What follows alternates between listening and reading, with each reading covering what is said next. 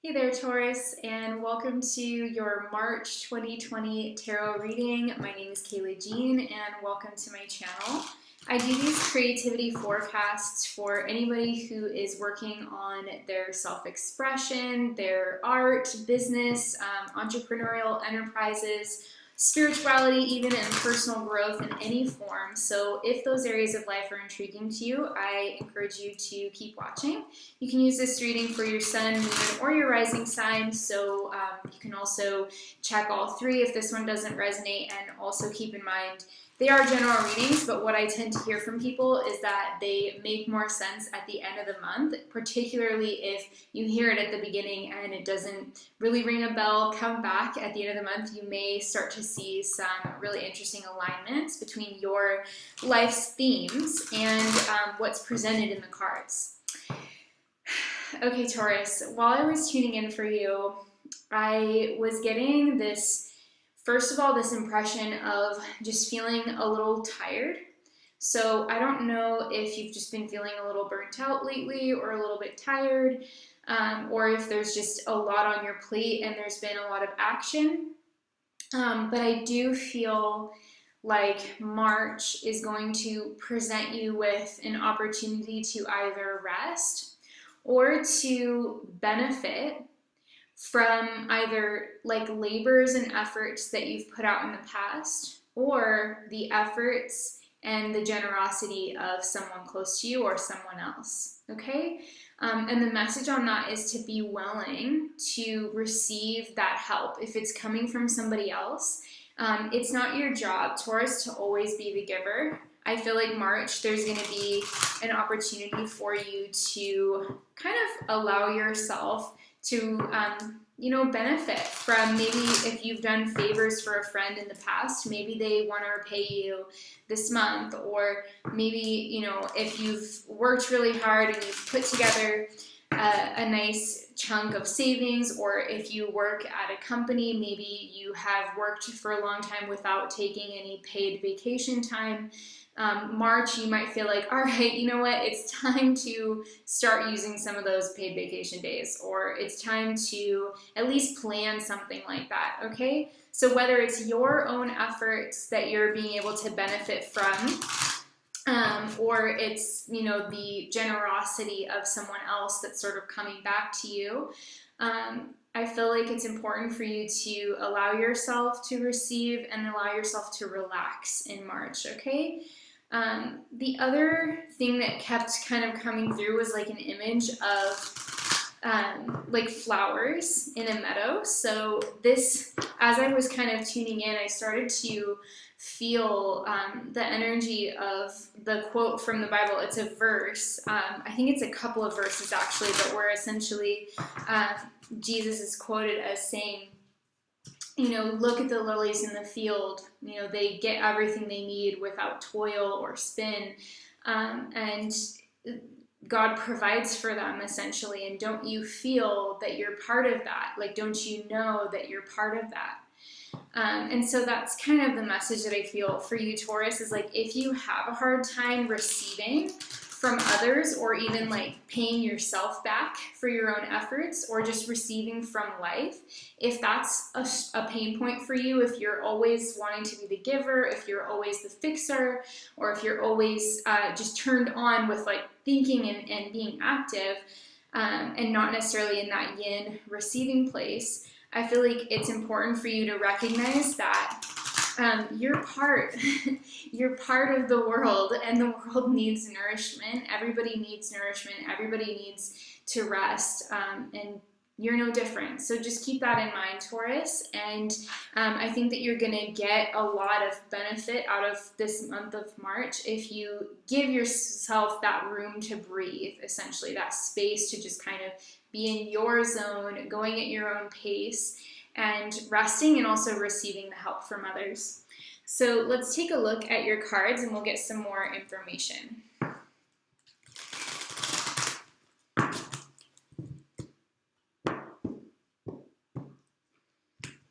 All right.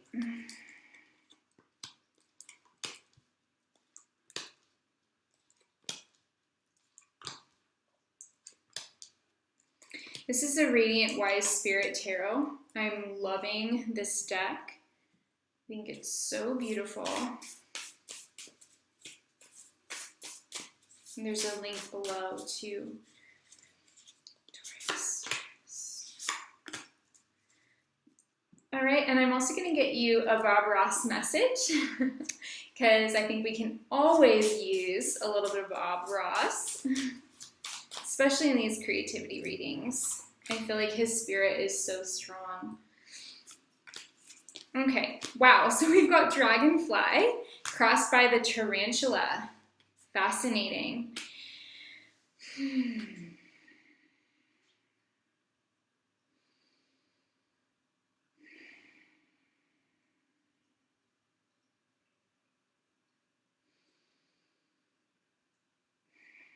Okay, so what I'm getting from this, Taurus, is that with both of these creatures, there's a sense of, I want to say, delicate energy.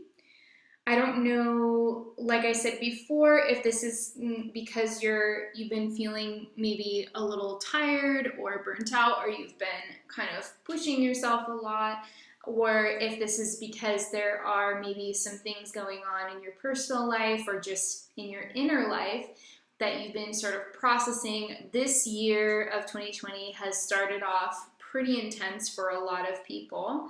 So you could be just kind of like processing some things and feeling like you're almost kind of asking yourself, like, what will strengthen me right now? Like, what's going to help me feel stronger? And there could be a lot of different answers to that question, but with the Dragonfly and the Tarantula, I'm getting that both of these creatures are sort of independent in a way. They're both independent, but they're also both kind of delicate.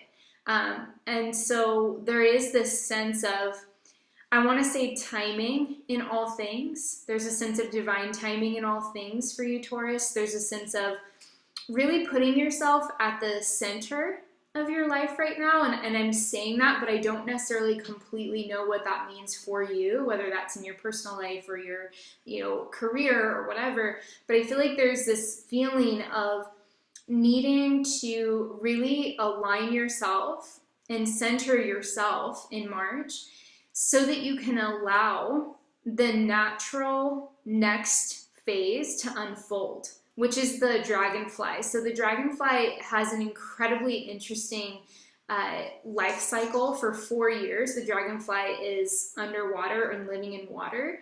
And then that's all before it actually emerges into the air and becomes a dragonfly for the rest of its life. So there is a really powerful transformation symbolism with this card. I also feel like it's interesting. This card came up in the Aries reading as well. So there is a sense with the water energy that we have with Mercury and Pisces going forward, then retrograde, then forward through the sign of Pisces. Also at the full moon on March 9th, we have the Virgo full moon. This is actually going to be in your 5th house, Taurus. So it's good. It's a really good thing, especially because the sun is going to be coupled with Neptune at that time, and it's across an axis in your chart, which has a lot to do with inspiration and creativity and kind of putting yourself out there and feeling like you're able to make the connections that you need to make, or you're able to get the inspirations that you want, with that 5th house energy. It's something that really can inspire you, and it can bring in a lot of joy. It's a joyful house. So I do feel that this full moon in Virgo on March 9th is going to be a joyful moon for you, but I also feel like there's this undercurrent of seriousness that we get with the Tarantula, which is about maybe being at a crossroads or feeling like you really want to be sure that everything that you're doing in your life is intentional and that you're moving forward kind of knowingly, I want to say, or intentionally. So let's take a look at your cards and we'll get some more insight, but there's definitely some really powerful transformations, and I want to say inner shifts that are going on for you in March that are going to become outer shifts in your birthday season, which, obviously coming up, right? So that's kind of the image that I'm getting right now from these cards. Let's take a look. 10 of Wands. Oh my God, talk about feeling burnt out or overwhelmed. Ten of Wands, Five of Wands, Ace of Cups. Oh, so beautiful. Right at that full moon. Queen of Wands. Oh, the sun. Oh, so beautiful. Queen of Swords, Nine of Wands, and Eight of Swords at the end of the month. Okay, so let's take a look here. I do see, just like I was saying before, the energies around that full moon in Virgo in your 5th house. Again, opposing, full moons are always in opposition between the sun and the moon. The sun is going to be coupled with Neptune, which is a very dreamy planet, obviously, that can be associated with a lot of different things, but in general, you know, for our purposes, with the focus of these readings being on creativity and inspiration and entrepreneurship and kind of dreaming up your own way in life, I'm going to say like that this energy of that full moon in Virgo is going to actually be really positive for you. I think that it's going to bring about a new, a reinvented concept of maybe yourself as an artist or as a creator or even as a business person, okay? So I'm focusing in on this right now because it just feels really relevant to your reading, but there's definitely a rebirth with the Ace of Cups card, and this is about what you love. It's about what you would call like maybe your ideal situation in life, and feeling on some level, some really deep level, that ideal of life is actually present within you now. It's not something that you have to strive for. It's not something that's outside of you. It's not something that you need validation in order to enjoy or have a sense of. Like, this is about recognizing the beauty of where you are in this moment, seeing how much you've grown, seeing maybe progress that you've made, or just opening yourself up to new ways of, I want to say, like, defining yourself. Like, there's something about these cards with the Queen of Wands and the Ace of Cups. It's like how you define yourself. You're rewriting your history, Taurus. You're rewriting who you are. You're rewriting what that means to you. And this is going to come with an exuberance and an enthusiasm, because you're going to be taking maybe something that you used against yourself in the past, and we see even a little bit of that energy building up, which isn't that how it is, Taurus? Isn't that always how it is, where right before we get that breakthrough, right before we understand ourselves in a new light and reach a new level of self-actualization, the night is darkest before the dawn, you know? So right before we have these empowering, like, processing of things in a different way, we're gonna tend to struggle more because we're having to let go. And that's what these cards are saying. There's a letting go. So we go from a 10 of Wands, which is the first card, to the 5 of Wands. So that's that's taking a swift, like, like I'm seeing a scythe or something, you know? You're swiftly cutting back something that is no longer serving you, or something that it has been burdensome for you. Maybe this is getting some support from like interns or people at work that are beneath your position, like in terms of the company's organization. Like, you might be on a certain level of the company, and then we have like these people that are like right underneath you that are there to kind of, they're the support system for your level, and then you're the support system for the next level, that kind of thing. There could be something where you're, maybe if you're stressed at work, you're turning over some of your responsibilities to interns or to people that you manage, or your team. Your team can take over that. And now, I'm not going to say that transition, if that resonates for you, Taurus, I'm not going to say that transition is super smooth, because obviously it's the 5 of Wands, but I think that it's worth doing. And similarly, if you're a Taurus but you're not involved in, you know, some kind of corporate structure, this could be in your personal life. You're maybe saying, okay, you know what, the family needs to get together and we need to have a talk about priorities and responsibilities, because I'm doing way more housework than all of you guys combined. And now it's time for y'all to start helping me with, you know, certain things, and just laying it all out. So there is a sense of boundary setting with these cards, and it's coming. It couldn't come a minute, too soon for you, Taurus. Is like, this is the time in the beginning of March, first week of March. I think it's really important for you to set some boundaries with some people who are maybe not being as helpful as they could be, or not pulling their own weight, or with people who are draining you, who are draining your energy because you're maybe sensitive or caring or compassionate. You might be setting some boundaries with some people in your life who constantly have drama, and you're like, you know what, I got my own problems, sis. I need to, take a step back from all of this, and I love you. Maybe you should talk to somebody. But I think that, I need to have some space because I need to take care of myself. I can't keep watering, your plants and coming over to your house and making your bed and doing all this when my house is going out of order.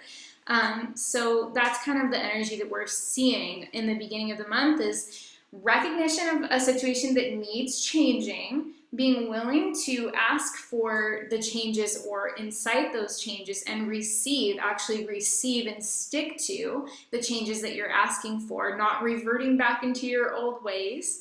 And then at that full moon in Virgo, you're going to feel really creative. You're going to feel like you have your energy back. You've got your mojo back. You're starting to feel differently about yourself. You're defining yourself differently. And there's potentially like a new love or a new joy in your life, a new really profound sense of joy with that Ace of Cups, and a sense of enthusiasm, like that you can maybe move forward with this new joy, whether it's a subject that you want to study, or a certification you want to go for, or a project that you want to do. You're going to have the energy for that, Taurus, and you're going to feel like it's actually giving something back to you, whereas maybe with this 10 of Wands, you felt a little bit like it was one-sided, okay? So moving away from that, setting those clear boundaries is essential. Then you're going to feel your energy come back around that full moon for sure.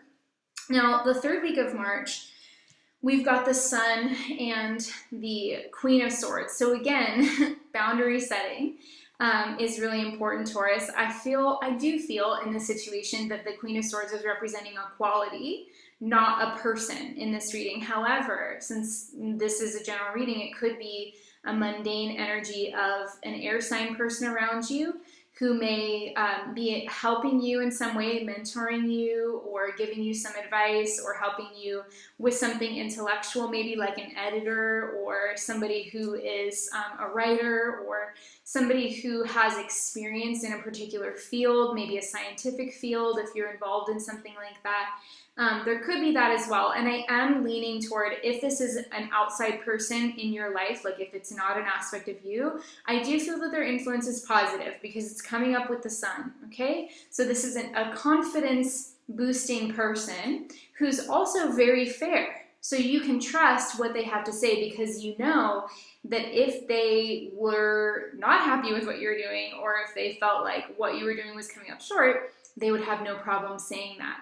So you can trust when they give you a compliment, or when they say, wow, Taurus, great job on that. Take that to heart, allow that, allow some praise, allow something to boost your confidence with the Sun, because this person, they really wouldn't be doling out like false compliments, I feel. If this is you, Taurus, which is, I feel, for many of you, it's more aligned with your energy, I feel like, again, the Sun is rising on a new chapter in your life where you are setting boundaries left and right. You're still open to things because you have the Sun, so he's naked riding the horse, which symbolizes the conscious mind being in total, genuine, raw connection with the unconscious mind, and being able to kind of go through life without needing to control and repress yourself all the time. And that actually kind of reminds me of something like that I would say with this, that's like, you don't have to be, you don't have to see yourself when you're being vulnerable or open to new things. You don't have to see yourself as doing something that's potentially foolish. Like, there's a way with these cards for you to take yourself seriously and have a great deal of dignity and self-respect in your life, Taurus, and be vulnerable. and put yourself out there and maybe be bad at something, or maybe say something to somebody that they could make fun of you for, or they could decide to, you know, just judge you for. But it's like, if you're clear within yourself, which is the Queen of Swords energy, whether you're male or female Taurus, if you're clear within yourself about your intentions and about like what you're doing, then you don't need to gauge what the other person's reaction is going to be before you just be yourself and let go. You know, this is like really advanced self-accountability and self-awareness, because you're not letting yourself be stopped by the judgments of others. So I do see that, you know, that's a positive. But anytime that we master some element of how we express ourselves or show up in the world, it's also pretty common that we end up taking on new challenges. And I think that that's kind of the energy of the end of the month for you, is like with the 9 of Wands and the 8 of Swords, you might feel like you're sort of persisting in a given situation without having all of the information that you would rather have or that you would prefer to have. You're persisting anyway. And I feel like this does require courage, right? Like this is like that, you know, old adage of like the ship, you know, 2 ships crossing in the night, or driving with one headlight. It's like you have this potential to find the truth that you need and to find the clarity that you need and make the decisions that are going to be in your benefit, but you're not always going to know that in the moment that you're doing it. You're not always going to know the significance of the interactions that you are having, and you're not always going to know like what you're avoiding. If, for example, you trust your intuition to say, not go into business with that person, even though on paper they're amazing, you just kind of steer your ship the other way a little, and then later on you find out that person is an embezzler and they're, you know, doing all these things that you never could have known at that point, but your intuition or your instinct just kind of gave you this feeling of like, all right, you know what, we're not really meeting eye to eye here, so I'm just, you know, intuitively I can feel that, and I'm going to go the other way. But you don't necessarily have a confirmation with that, with the 8 of Swords. You don't necessarily know. You could also, with that 8 of Swords, just as easily feel like the decisions that you're making, you may be telling yourself that they don't make sense. You might be telling yourself old, outdated beliefs that you have about scarcity or about potential, about your potential as a person, as a creator. But the 9 of Wands tells me you're going to persist anyway. You're going to keep going anyway. And so I like that. I applaud that, because I think that you are making choices that are going to benefit you, and no decision is risk-free. We never can get real benefit from something unless we take risks, right? So let's take a look at your Bob Ross card. It says, I really believe if you practice enough, you could paint the Mona Lisa with a 2-inch brush. I really believe if you practice enough, you could paint the Mona Lisa with a 2-inch brush. I love this. And I feel like it, in a way, it really is ringing true with the rest of your reading, because it's like, it doesn't matter if all you have is one brush, one paintbrush to work with, or if all you have is, you know, your current experience, which is limited. Maybe you're new to an industry, or you're a young person, or you feel like a lack of confidence in some way. This card, I feel, is coming through with this gentle message that masterpieces can be made by anybody. Like, the world is open to you, Taurus. The world is open to you, and don't tell yourself anything that would stop you from at least going for it or trying something. Don't tell yourself that you don't have the resources.